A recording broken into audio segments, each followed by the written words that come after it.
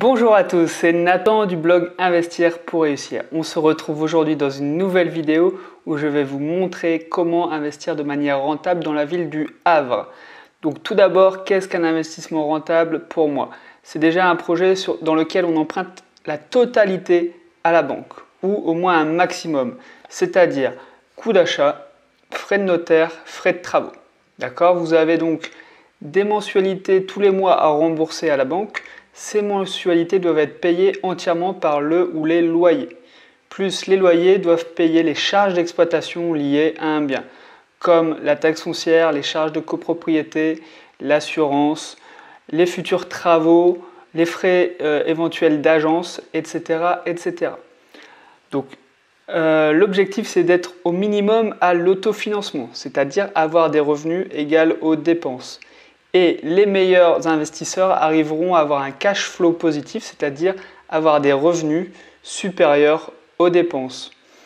Ainsi, ça va nous permettre de valider notre prêt auprès de la banque vu qu'on va gagner de l'argent tous les mois, mais aussi continuer à investir et continuer à acheter d'autres appartements, d'autres maisons, d'autres immeubles. C'est comme ça que font les investisseurs à succès qui arrivent à acheter 10, 15, 20 biens dans une période très courte. Tout simplement parce qu'ils gagnent de l'argent tous les mois dans leur investissement. Pour y parvenir, j'ai identifié 6 étapes. Tout d'abord, on va regarder un petit peu le marché et la ville du Havre en détail. Puis, ça sera une estimation du loyer et des loyers pratiqués au Havre pour savoir combien on va pouvoir louer notre investissement. Ensuite, on va sélectionner un bien actuellement à vendre sur le marché immobilier du Havre. Donc c'est une étude avec des cas concrets, des cas réels. On fera une rapide estimation du rendement pour savoir si oui ou non le bien est intéressant et si c'est intéressant de continuer notre étude avec ce bien, histoire de ne pas perdre de temps si le bien ne convient pas. La 5e étape, ça sera le calcul des mensualités du crédit, très important pour savoir si on a un bien avec un cash flow négatif, si on est à l'autofinancement ou un cash flow positif. Et la dernière étape, ce sera l'utilisation de mon propre calculateur simulateur de rentabilité immobilière qui va nous permettre de renseigner tous les éléments importants au même endroit et on va pouvoir voir à quel prix il va falloir acheter au maximum pour avoir un cash flow intéressant. Et ça va nous permettre aussi de faire différents scénarios, par exemple une négociation plus ou moins basse, une négociation plus ou moins élevée, un prêt sur 15, 20 ou 25 ans, quelle est la différence, un loyer estimé à 150 ou 200 euros ou 250 euros, je donne des exemples. On va vraiment pouvoir comparer plein de scénarios pour voir ce qui est intéressant sur quels paramètres il est intéressant de jouer pour avoir du cash flow et de la rentabilité. Allez, on part tout de suite pour l'étape numéro 1 et la prise d'information de la ville du Havre. Alors je dois rappeler que la ville du Havre, c'est la 14e ville de France en termes de population. Autant vous dire qu'il y a un marché locatif pour pratiquement tous les modes d'exploitation possibles. Et que le marché, surtout le marché est là. Alors personnellement, moi le Havre, j'y suis passé que 2 week-ends. C'était pour des vacances tout simplement. Je ne me suis pas intéressé au marché locatif à l'époque. Cependant, c'est pas grave parce que dans toutes les villes, on retrouve de toute façon des similitudes et des mêmes éléments à vérifier, à regarder. Donc je vais commencer quand même par regarder le nombre d'habitants dans une ville, et ici au Havre. Donc j'aime bien taper la ville et Wikipédia. Donc on apprend qu'il y a 170 000 habitants dans cette ville. Quand je vous dis que ça fait partie des top 15 villes de France, c'est la vérité, et donc il y a un marché immense, tout simplement. Et une population aire urbaine de près de 300 000 habitants. C'est une agglomération en fait autour de la ville. Je vais noter ça. Je vais vous conseiller aussi de lire la page Wikipédia. Vous allez en apprendre énormément sur les revenus moyens au Havre, le type de population aussi au Havre, et même sur les différents quartiers. Alors, pour ceux qui ne savent pas placer la ville du Havre sur la carte, ben, on va regarder ça ensemble.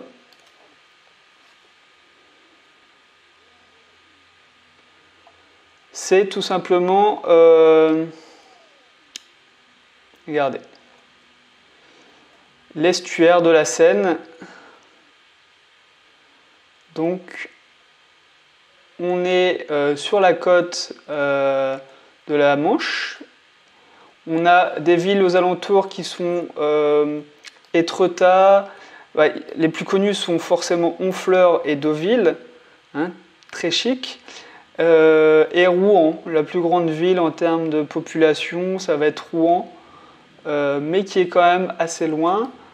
Et je pense qu'on est à 2h30 de Paris en voiture, il me semble. Voilà.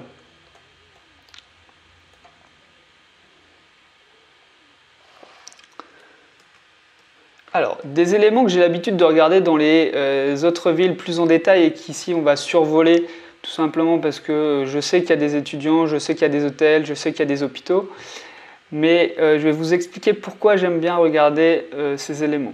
J'aime regarder le nombre d'étudiants dans une ville parce que les étudiants sont des très bons locataires. Pourquoi? Bah parce que ce sont les parents qui payent leur loyer, hein, ils se portent garant.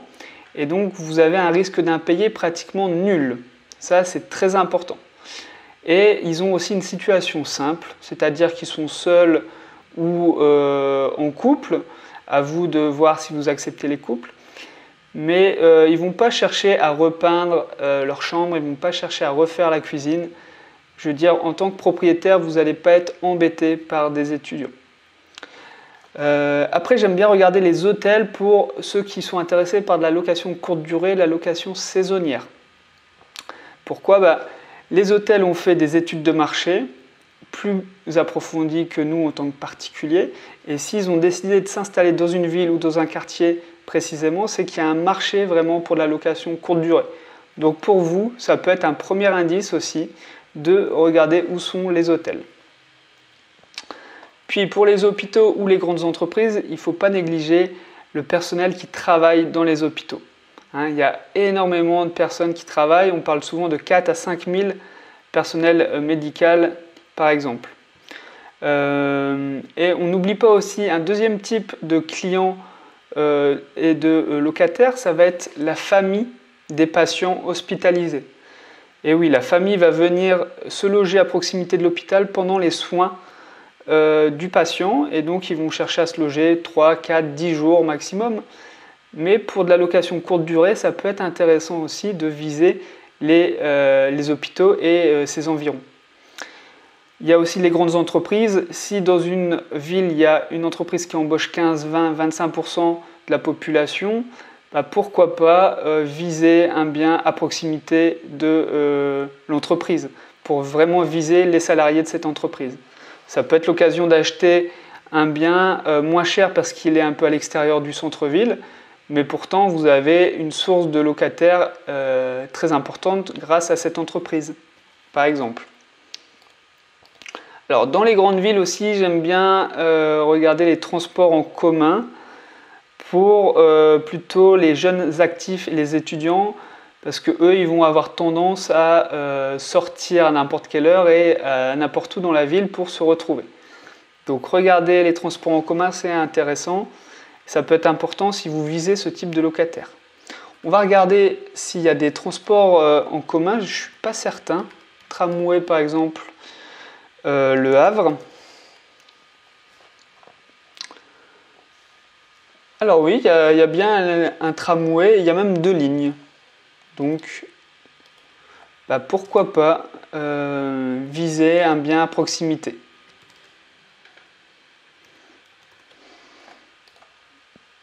Après, le meilleur conseil que je peux vous donner, ça va être tout simplement de prendre du temps et passer du temps dans la ville du Havre. Il n'y a pas de secret, on ne peut pas tout apprendre derrière son ordinateur et sur Internet. Il faut passer du temps dans la ville, se rendre compte par vous-même du type de population dans le quartier, si le quartier évolue, comment il évolue. S'il y a beaucoup de maisons en ruine, par exemple, c'est pas bon signe, c'est que le quartier est peut-être laissé à l'abandon. Posez des questions aussi, faites-vous passer pour un futur locataire, c'est un très bon moyen d'obtenir des informations très intéressantes. Donc c'est toujours pareil, est-ce qu'il y a des nuisances sonores, qui habite ici, est-ce que ça craint, est-ce qu'il y a des vols, etc. Ça va être le meilleur moyen pour cibler et comprendre chaque quartier dans une ville. Ok, on va passer à l'étape numéro 2 et l'estimation des loyers pratiqués.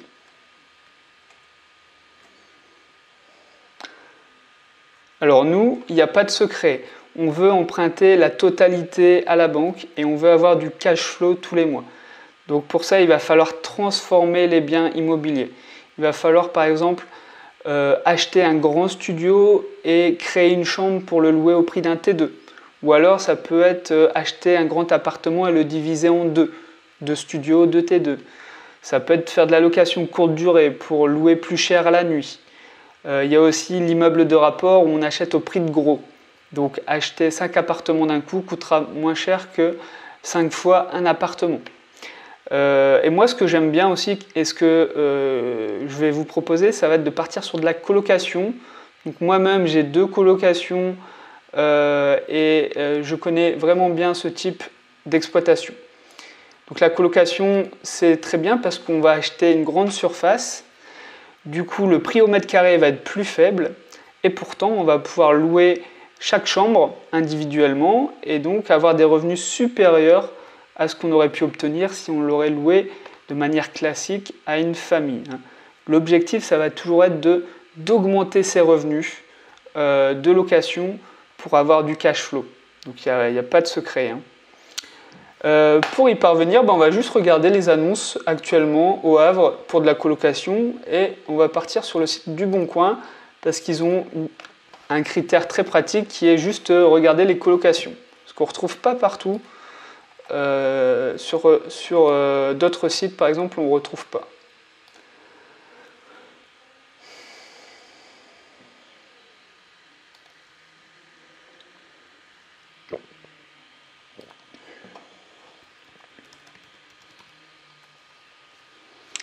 Le Havre, donc, on va pas limiter par nombre de pièces.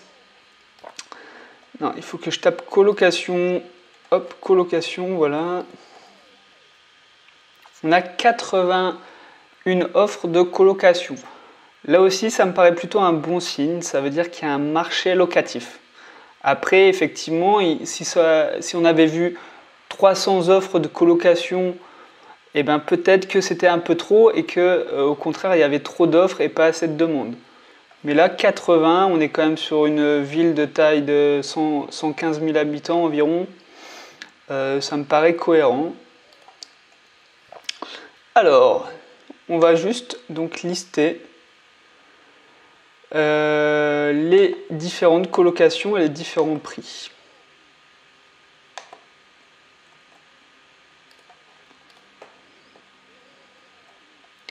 Alors ici, on est dans une maison, 90 mètres carrés, c'est 400 €. Je ne sais pas combien il y a d'autres colocataires. Bon, c'est pas grave, 400 €, 90 mètres carrés. Ok, annonce suivante. 380 €, 4 chambres, 83 mètres carrés. Vérifiez bien le prix pour savoir si ça prend en compte les charges. Nous, ce qui nous intéresse, c'est le coût, charges comprises, le coût total payé par les locataires. Ok, donc 380 €, 4 chambres.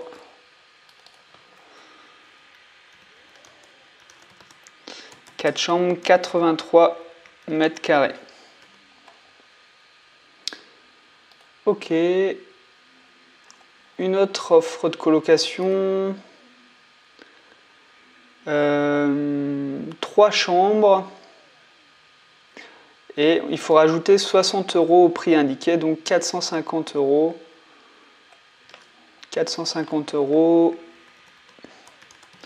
3 chambres et 73 mètres carrés, il me semble. 77 mètres carrés. Ok, et dernière annonce. Ok. Donc, colocation de 3 chambres. Et le prix est de 385 € ou 390 €. Donc 390 € en moyenne.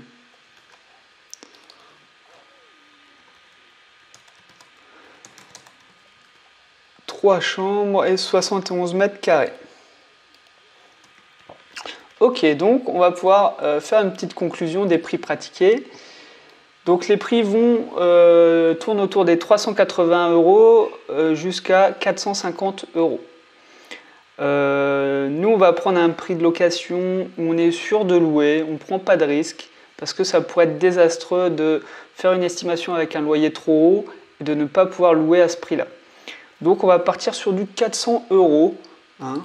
400 € parce qu'on va aussi rénover notre colocation et donc elle sera pratiquement neuve et on va pouvoir tirer des revenus intéressants. 400 € par chambre pour ma colocation. Ok, on va passer à l'étape numéro 3 et la sélection d'un bien à vendre. Donc pour une colocation, moi je vous conseille au minimum 3 colocataires. Histoire de rentabiliser l'espace, faites au moins 3 chambres au minimum, parce que 2 chambres pour une colocation, c'est pas très intéressant, c'est moins intéressant en tout cas que 3 chambres. Nous on va partir sur 4 chambres, j'aime bien ce principe, ça permet d'avoir des biens de 80 mètres carrés et de le louer à 4 étudiants. Je trouve que c'est un bon ratio, il n'y a pas trop de monde dans la colocation. Certains font des colocations de 7, 8, 9 personnes même. Pourquoi pas, ça dépend de chacun. Nous, on va partir sur un nombre standard de colocataires, 4. On va faire des travaux, on va créer une deuxième salle de bain s'il n'y en a pas. Histoire qu'il y ait une salle de bain pour 2 colocataires, ça va créer un service supplémentaire, une qualité supplémentaire. Voilà, donc on va regarder, pas sur Le Bon Coin, on va changer de site. Je vous propose d'aller sur le site Bien Ici.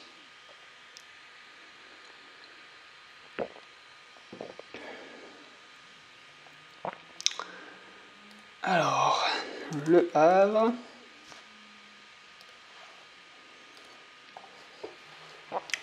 On va filtrer par taille des biens à vendre et on va regarder pour 80 mètres carrés minimum jusqu'à 110 mètres carrés. Voilà, un des énormes avantages du site Bien Ici, c'est qu'on a l'emplacement exact des biens à vendre, au quartier près. C'est pas toujours précis exactement, mais c'est au quartier près. Et on a aussi un petit filtre qui permet de voir le tramway, par exemple. Et ça, c'est super. Pour nous, on va pouvoir filtrer aussi par rapport à l'emplacement. J'en ai pas parlé, mais dans une colocation, il y a actuellement 50% d'actifs et 50% d'étudiants. C'est les moyennes nationales. Donc, on va viser assez large, les jeunes actifs et les étudiants. Ok, donc je vais filtrer par le prix aussi pour avoir un petit peu moins de résultats. Alors il faut savoir que l'hyper-centre-ville se trouve par ici, au niveau des quais. Voilà, quai Georges V surtout. Alors, on a un appartement 157 000 €. 85 mètres carrés. On n'a pas de photo par contre. Du coup, si on n'a pas de photo, je vais essayer d'en trouver un autre. Ah, là aussi, on n'a qu'une photo et en plus, la photo ne donne pas vraiment envie. Alors, est-ce qu'on a un bien avec un peu plus de photos? Ils font exprès, il n'y a qu'une photo là aussi.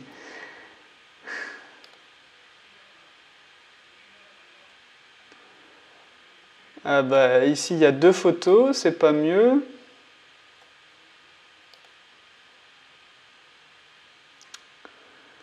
Là, on a plus de photos déjà. Bon, faut pas se focaliser uniquement sur les photos, de toute façon, mais je voulais vous montrer au moins les annonces, à quoi elles ressemblaient avec des photos.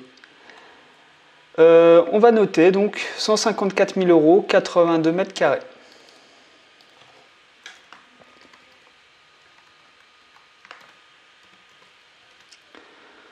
Ok, alors, est-ce qu'il y a d'autres biens intéressants? Alors celui-ci, il n'est pas cher, mais il est en viager. C'est-à-dire que le vendeur va habiter dans le bien après l'achat, donc ça ne nous intéresse pas, évidemment. Alors, 137 000 €.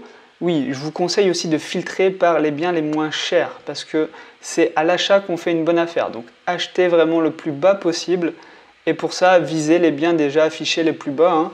C'est le meilleur moyen pour trier, filtrer les annonces. On n'a pas de photo non plus à part celle-ci. Alors, il est loué actuellement. Donc, il est vendu loué. D'accord. C'est un petit peu gênant pour nous vu qu'on ne peut pas forcément démarrer les travaux tout de suite. Mais après, c'est aussi un élément de négociation. On peut demander le départ du locataire pour acheter par exemple l'appartement. Hein. Ça fait partie des conditions qu'on peut demander aussi. D'accord. Et puis ça c'est un bon signe pour la négociation. Hein. Quelqu'un qui vend un appartement qui est loué, donc qui a des revenus, et ben c'est signe qu'il est encore plus pressé de vendre qu'un autre vendeur. Parce qu'il a des revenus et pourtant il revend. Donc il a besoin d'argent, on ne sait pas pourquoi, mais il a besoin d'argent. Encore plus que les autres vendeurs.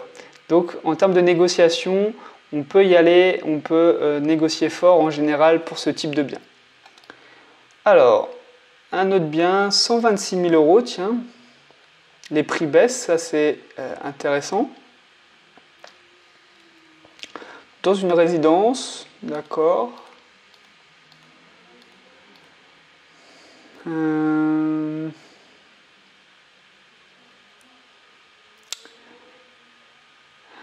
y a 2 garages aussi, ça c'est intéressant parce qu'on pourrait revendre chaque garage séparément histoire de réduire le montant total emprunté. Nous on n'a pas forcément besoin des garages pour les colocataires. Ok, donc on va noter 126 000 €. 87 mètres carrés. Après, j'avais vu un autre bien, 108 000 €.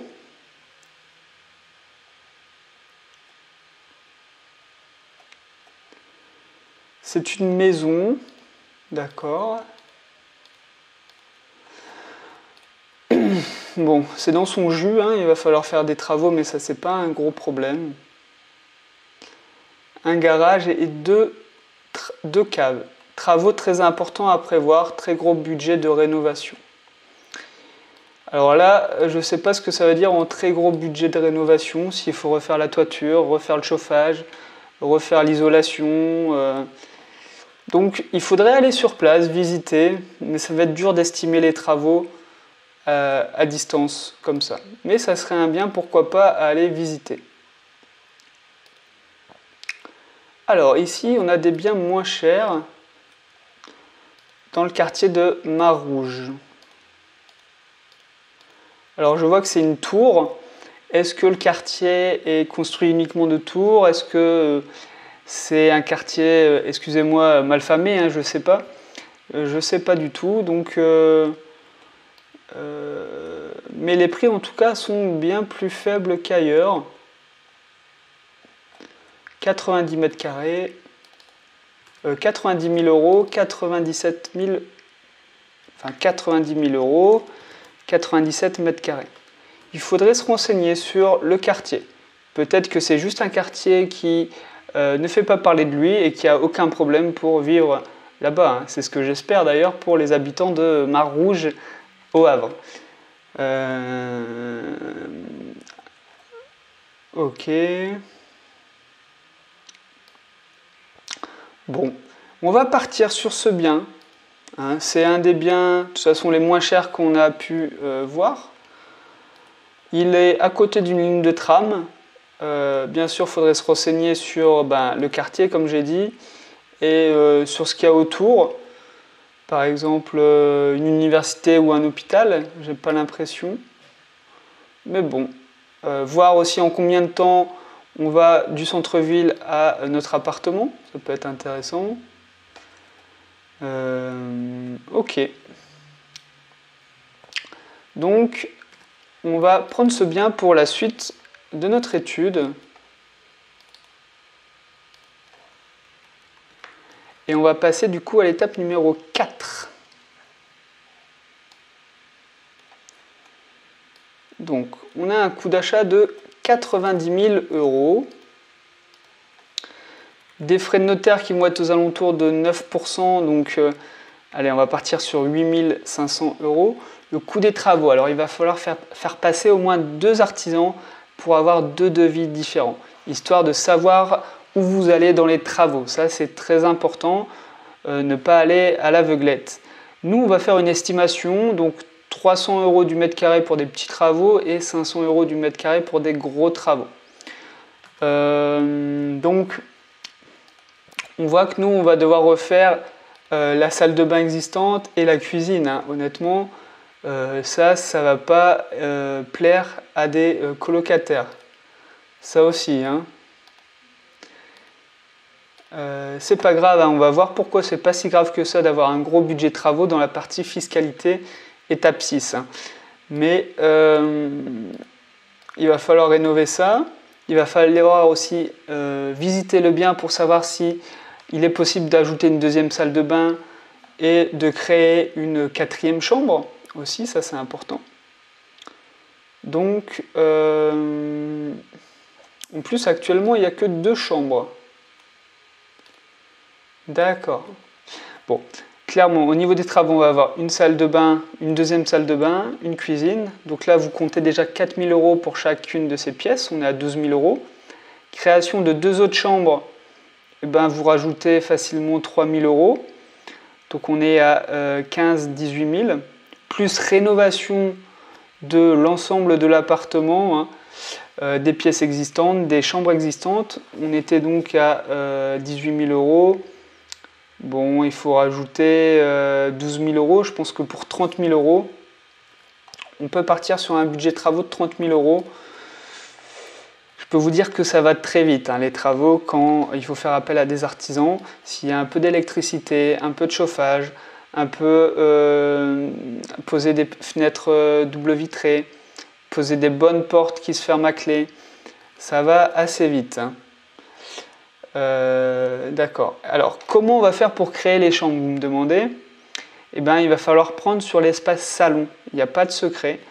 Hein. Il va falloir prendre une partie ou l'entièreté du salon pour créer des chambres supplémentaires.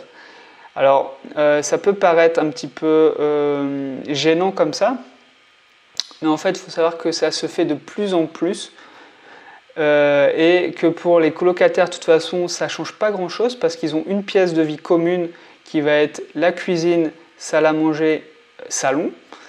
Ils ont aussi leur chambre, donc quand on sait que la majorité des jeunes passent leur temps dans leur chambre sur leur ordinateur, et s'ils veulent voir leurs amis, ils pourront toujours aller les voir à l'extérieur, dans les bars, ou carrément chez leurs amis, qui eux ont peut-être un salon. Donc c'est pas forcément un problème, il va falloir juste retailler le salon pour en faire 2 chambres. Ou alors retailler une grande chambre pour en faire 2 plus petites. Hein. Ça, je ne connais pas l'agencement. de l'appartement. Ok, donc on aurait un coût total pour notre investissement immobilier de 128 000, non, 128 000 500 €. Et on espère louer 400 € par chambre. On aura 4 chambres, donc c'est quand même 1600 € de revenus bruts espérés.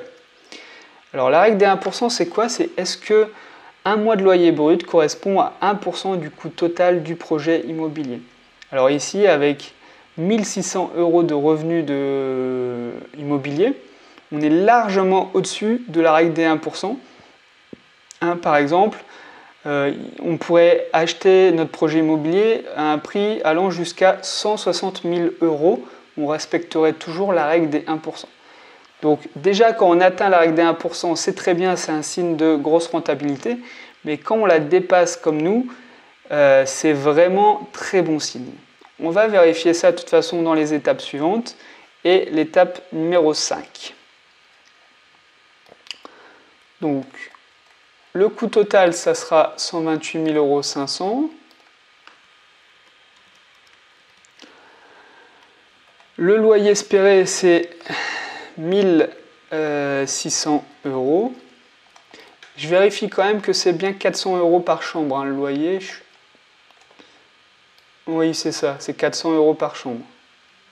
Donc on est bien sur un loyer estimé brut de 1600 €. Alors, il va falloir enlever 30% pour avoir une estimation des revenus nets. Pourquoi 30%? Déjà, c'est ce que la banque va prendre. Quand vous allez voir la banque pour vous faire financer, ils vont enlever automatiquement 30%. Parce qu'ils savent que vous allez avoir beaucoup de charges sur votre investissement. Je parle par exemple de la taxe foncière, des charges de copropriété, des frais de réparation, des frais d'agence, etc., etc.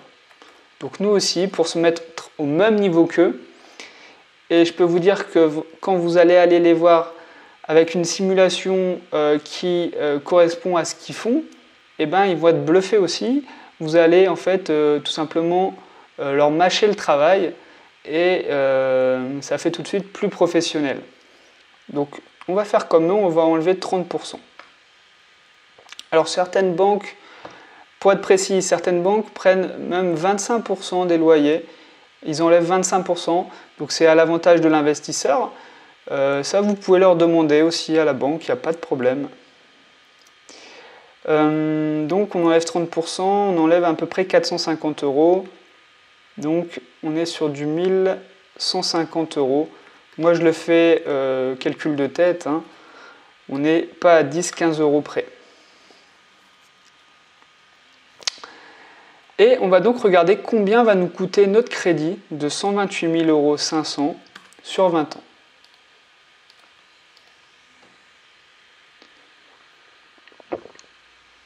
Pour ça, j'utilise le site de meilleurtaux.com. Il n'y a rien à dire avec ce site, on fait vraiment tout ce qu'on a besoin de faire. Donc, je vais vous conseiller toujours de prendre un prêt sur la durée la plus longue pour un investissement locatif. Pourquoi? Pour avoir les mensualités les plus petites possibles et ainsi vous rapprocher de l'autofinancement et avoir un meilleur cash flow. Donc si on prend sur 20 ans, voilà, forcément les mensualités baissent, mais le coût du crédit augmente, vous allez me dire. Mais ça, c'est pas grave. Dites-vous bien que ce n'est pas vous qui remboursez le crédit, mais bien les locataires. Donc, utilisez l'argent des locataires pour rembourser votre crédit et c'est comme ça que vous allez vous enrichir. C'est pas en mettant tout de votre poche. Bref, petit aparté, il faut savoir utiliser tout simplement l'argent des autres, que ce soit la banque ou des locataires, pour acheter et rembourser. Comme ça, on peut multiplier les opérations, vous augmentez votre patrimoine et si sur chaque opération vous arrivez à avoir un cash flow, vous gagnez de l'argent en plus. Alors, le taux d'intérêt, n'espérez pas non plus le meilleur taux possible, hein, on va emprunter la totalité, il va falloir faire des compromis à la banque. Donc 1,8 c'est très bien, par contre le taux d'assurance, vous pouvez avoir mieux et 0,1%. Au pire, vous faites une délégation d'assurance, c'est-à-dire que vous prenez votre assurance crédit ailleurs qu'à votre banque, tout simplement. Donc on a des mensualités de 649 €.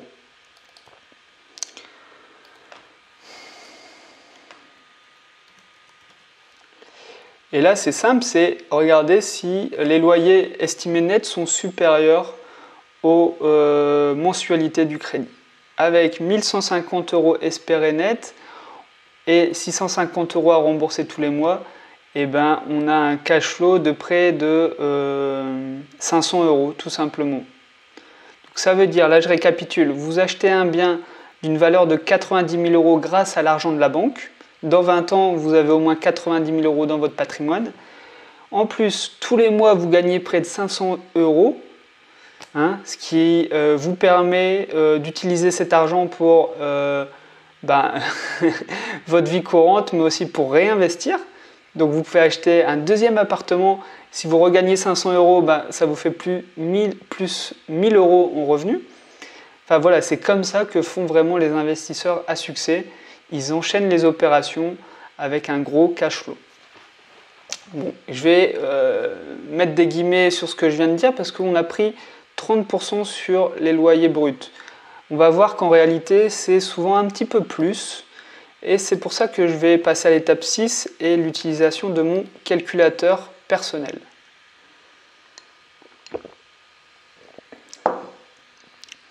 Donc, je reprends les chiffres de notre bien, 90 000 €, 97 mètres carrés.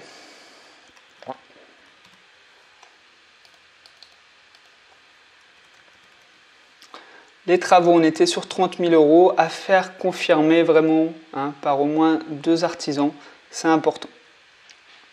Les frais de notaire sont calculés automatiquement. Vous pouvez toujours aller sur le site desnotaires.fr pour avoir le montant exact. Vous allez avoir des frais de dossier bancaire. Moi, je les ai provisionnés à 500 €, mais essayez vraiment de les négocier à 0 €. C'est toujours ça de gagner. Tiens, il y a un coût qu'on avait oublié de prendre en compte, c'est la valeur du mobilier. Effectivement, on va créer une colocation, on va la louer meublée forcément pour 3 raisons. Ça va être premièrement de créer une offre clé en main. Le locataire n'a qu'à venir avec sa valise et il s'installe. Deuxièmement, louer meublé, c'est rajouter un service, une qualité supérieure et ça va nous permettre, pourquoi pas, de louer plus cher que les concurrents qui sont en location nue. Et le troisième avantage, ça va être la fiscalité. J'en parlerai tout de suite après. Donc pour meubler une colocation de 4 chambres, en général, moi ça me coûte 1500 € par chambre avec le lit, le matelas, le bureau, le dressing, une chaise, une table de chevet et une petite lampe pour le bureau. Et après, vous avez des ustensiles de cuisine, une table, une chaise, un canapé, une télé. Moi, ça me coûte 8 000 €.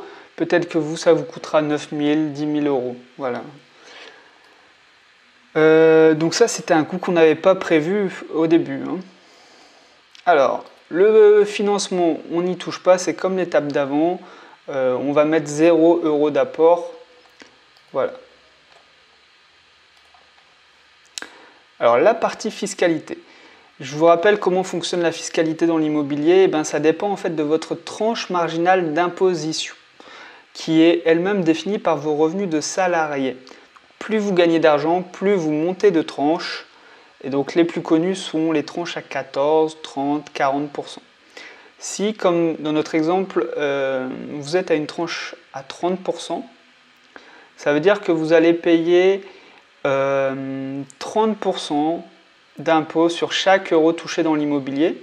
Alors, ça ne sera pas exactement 30%, en fait, ça sera 47,2%, parce qu'il va falloir rajouter les prélèvements sociaux, la CSG de 17,2%. Et aussi, il faut parler que les revenus que vous recevez, il faut appliquer un petit barème si vous êtes au régime micro-foncier. Ça vous permet en fait de déduire 30% de vos revenus total. Donc si vous gagnez 1000 €, en fait vous serez taxé que sur 700 €. Ça sera votre base imposable. Et ces 700 € seront imposés du coup à 47,2% d'impôt. Autant vous dire que c'est énorme. ça joue un grand rôle dans votre investissement immobilier et sur le cash flow. Heureusement, avec la location meublée, on a des avantages vraiment exceptionnels. Ça va être par exemple d'amortir le prix du bien, donc 90 000 euros sur 30 ans. Donc ça fait 3 000 euros de création de déficit chaque année pendant 30 ans. Ça va être aussi amortir la valeur des travaux. Ça, c'est pareil en location nue. Ce qui n'est pas possible en location nue et qui est possible en location meublée, c'est d'amortir les frais de notaire, d'amortir les frais de dossier bancaire et d'amortir le mobilier sur 6 ans. Donc concrètement, vous allez avoir une montagne de déficit et année après année, vous allez manger ce déficit. Pendant toutes ces années, vous allez payer 0 € d'impôt et au bout d'un moment, effectivement, vous allez payer des impôts. Ça, c'est normal quand on gagne de l'argent, hein. Donc, ce qu'il faut bien prendre en compte, c'est que pendant 5-6 ans, au minimum, vu le type de projet qu'on a là, vous allez payer 0 € d'impôt. C'est pour ça que je vous encourage vraiment à vous renseigner sur de la location meublée. On va passer aux recettes locatives. Donc, on était sur 1 600 € de recettes locatives. Il ne faut pas oublier la vacance locative, hein. Vos appartements ne seront pas loués 24 heures sur 24 toute l'année. Donc surtout pour de la colocation, moi je prends toujours un mois de vacances locatives. Ça correspond à 8% en fait dans mon calculateur et 8% sur l'année de vacances locatives.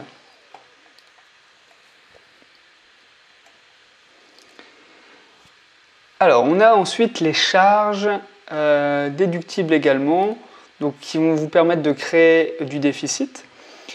Je les appelle aussi charges d'exploitation au quotidien. Ce sont des charges qui vont revenir chaque année. On a des frais d'agence. Si vous faites gérer votre bien, ça sera entre 7 et 8% des revenus bruts que vous devrez reverser à l'agence. Plus les frais d'entrée-sortie. Moi, personnellement, je paye 75 € dès qu'il y a un locataire qui rentre ou qui sort. Donc, si on part sur 2 départs par an, ça vous coûterait 150 € en plus. Il y a ensuite les charges de copropriété et la taxe foncière. Ça varie entre 2 biens immobiliers, même 2 biens qui sont dans la même ville, hein. Donc la taxe foncière, ça varie vraiment d'une rue à l'autre et les charges de copropriété d'un immeuble à l'autre. Donc il faut les demander aux propriétaires, ça c'est très important. Est-ce qu'elles sont nommées dans l'annonce ? Alors, on apprend que l'appartement bénéficie d'un chauffage collectif, ça c'est intéressant. Ça veut dire que les charges de copropriété comprennent le chauffage. C'est un élément important, ce n'est pas toujours le cas.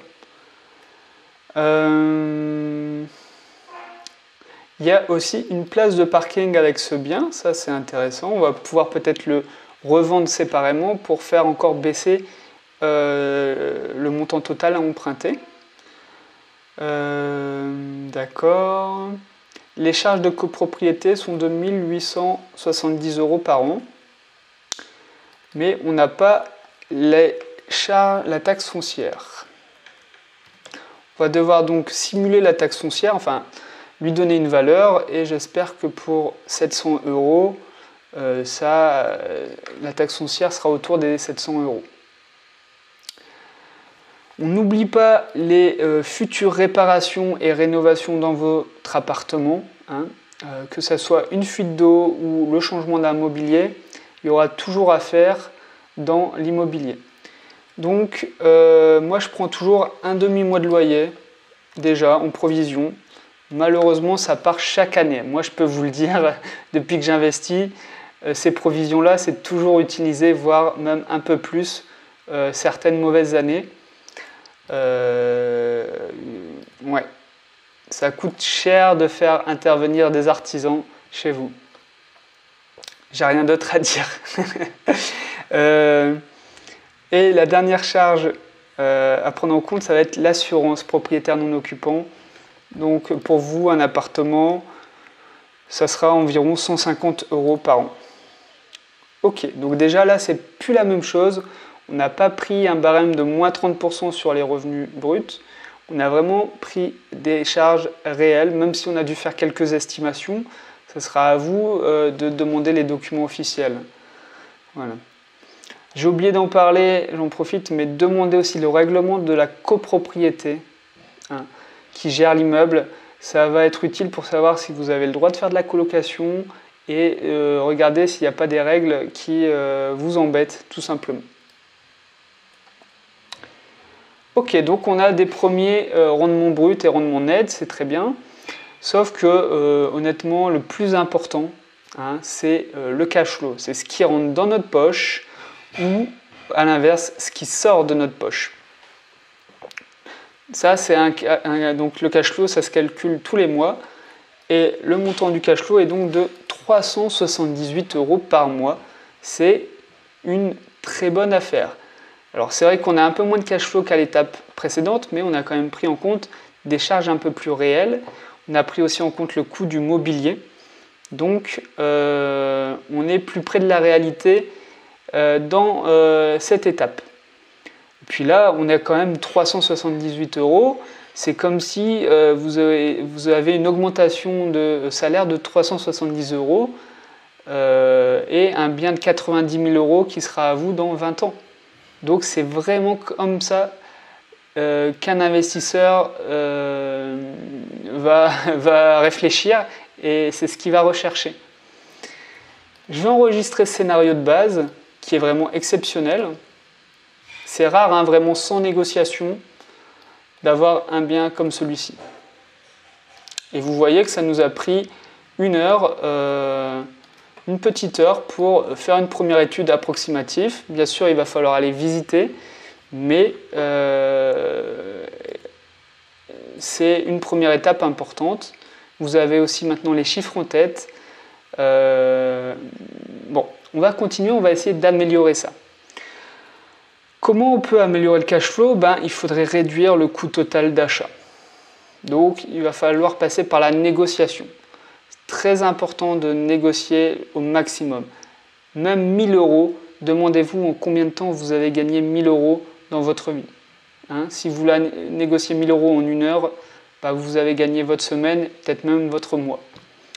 Donc nous, on va partir sur une négociation de 10 000 €.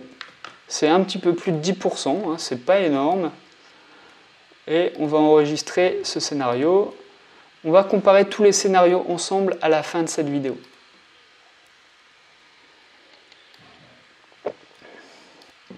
C'est à vous vraiment de fixer le prix de vente et c'est pas au vendeur de vous vendre au prix qu'il souhaite.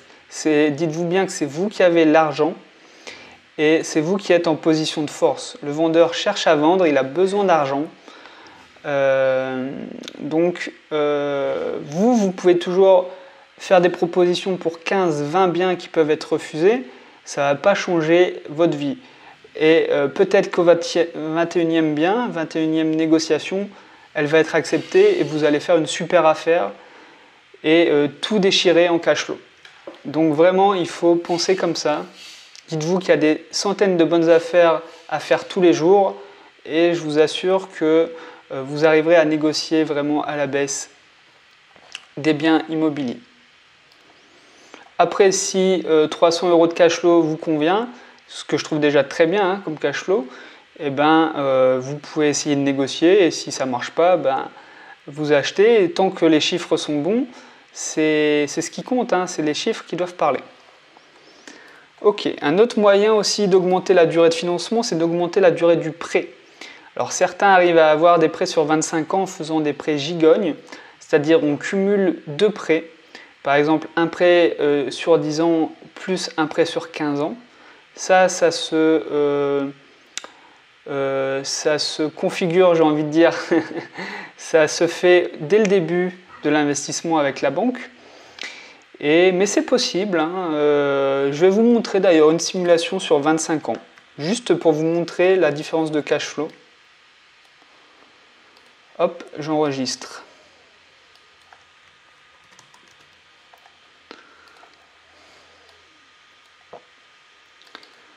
Ok. Donc, après, il y a bien sûr l'augmentation du loyer. on peut faire une estimation avec un loyer un petit peu plus élevé que 400 euros. Après, honnêtement, vu l'emplacement de la colocation, bah, il va falloir aller sur site, hein, mais c'était quand même dans un immeuble. Je ne suis pas sûr qu'on puisse réellement louer plus cher, peut-être 420 euros, mais je ne vais pas faire d'estimation plus élevée. Il n'y a pas beaucoup de sens ici dans notre exemple. On peut aussi, pour finir, ça serait réduire les charges d'exploitation. Ça peut être par exemple, vous occupez vous-même de la gestion du bien.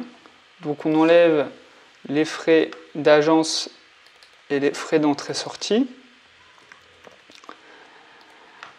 Et on va enregistrer ce scénario. Alors je ne suis pas forcément pour sur le long terme, parce que imaginez vous avez 3 appartements, au bout d'un moment vous n'avez plus de temps, vous passez votre temps à gérer vos appartements, vous n'avez plus de temps pour réinvestir, c'est ça le problème, pour acheter d'autres appartements, faire les visites, faire les demandes de prêt, suivre les travaux, etc. Donc ça peut aller un moment, je trouve que c'est intéressant de le faire au début pour se rendre compte de ce qu'est la gestion d'un bien, mais je pense qu'il faut le provisionner quand même pour au moins au cas où, si dans 3, 4, 5 ans vous avez envie de faire gérer, vous avez préparé les études et vous savez à quoi vous en tenir. Ok, donc on va comparer tous les scénarios ensemble. On va voir les résultats. Donc je regarde que le cash flow, hein, c'est vraiment le plus important. Et donc on a notre première simulation de base déjà très très bonne, hein, on approche des 400 euros de cash flow. Si on négocie 10 000 euros, on passe à 433 euros de cash flow. C'est quand même pas rien, hein, 50 euros en plus par mois pendant 12 ans, pendant 20 ans, ça fait une belle somme. Si on augmente la durée du prêt sur 25 ans, on passe de 433 euros à 536 euros. On augmente de 100 euros par an. Alors qu'est-ce qui est mieux? Gagner 530 euros par mois pendant 25 ans ou gagner 430 euros par mois pendant 20 ans? Bon, moi je dirais que 20 ans c'est déjà une bonne durée d'investissement. Donc si on peut se permettre de prendre sur 20 ans, il faut prendre sur 20 ans. Mais dans certains cas, dans certaines villes par exemple, il va falloir prendre un prêt vraiment sur 25 ans et c'est la solution pour avoir un cash flow positif. Si je reste sur 20 ans mais que je ne fais pas appel à une agence, eh ben on voit qu'on a un cash flow de 538 euros. Donc là aussi on augmente à peu près de 100 euros par mois. C'est vraiment pas négligeable. Donc on a pu voir pendant cette petite heure ensemble comment investir au Havre, quels éléments étaient importants pour investir. Donc je le rappelle, il va falloir transformer vraiment le bien pour lui créer de la valeur, augmenter sa valeur locative, faire des travaux. On voit que les travaux en fait permettent par la suite de payer moins d'impôts. Donc au lieu de mettre des euros en payant vos impôts, mettez des euros pour faire des travaux, vous aurez un bien à l'état neuf et vous aurez des meilleurs locataires, vous pourrez louer plus cher et à la revente aussi vous pourrez revendre plus cher. Donc autant mettre vos euros dans des travaux que dans les impôts. Surtout que nous on veut emprunter la totalité à la banque. C'est ça la magie, on met 0 euros d'apport, on se retrouve dans 20 ans avec un bien de 90 000 euros, des revenus supplémentaires tous les mois de 350 à 400 euros. Imaginez que vous achetez 2 appartements comme celui-ci, vous êtes déjà à plus de 700, 800 euros tous les mois. Hein? On aurait aussi pu prendre un exemple avec de la location courte durée ou un immeuble de rapport, c'est possible aussi. Chacun a ses avantages et ses inconvénients. En tout cas, si vous voulez télécharger mon calculateur pour faire vos propres calculs de rentabilité, vous pouvez le faire, c'est dans la description de cette vidéo. Vous pouvez aussi télécharger mon guide « Comment faire la bonne affaire dans l'immobilier ». Je donne 7 astuces pour acheter en dessous du prix du marché. C'est aussi dans la description de cette vidéo. Et si vous voulez en apprendre davantage sur l'investissement immobilier, vous pouvez vous abonner à ma chaîne YouTube. Et moi, je vais vous souhaiter de très bons investissements au Havre parce qu'il y a vraiment de quoi faire, mais aussi partout ailleurs. Et je vous dis à la prochaine.